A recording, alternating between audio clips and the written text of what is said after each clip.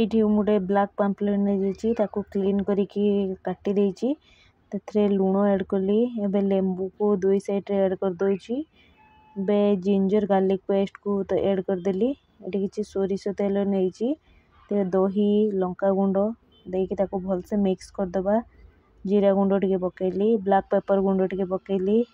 धनिया गुंड टिके आउ अल्प टिके बेसन पकेली आउ टिके गरम मसला पकेकी भल से ताको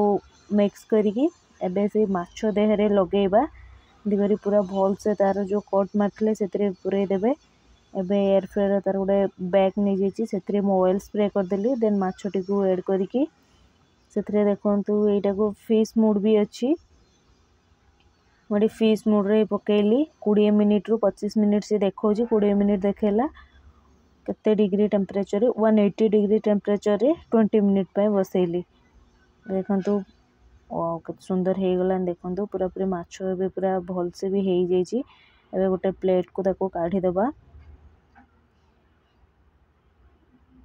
एबे गोटे प्लेट को मु धीरे के काढ़ी देबे एबे सेटा साइड कर देली एबे प्लेट को काढ़ी दबा माछड़ी को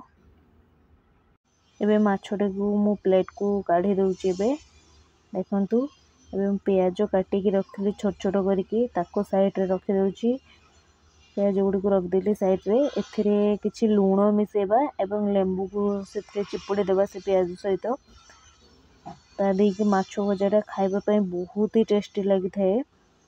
एबे देखंतु पूरा पूरी हमर रेडी हो गला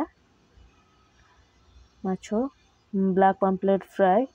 आपण ने निश्चित ट्राई करंतु।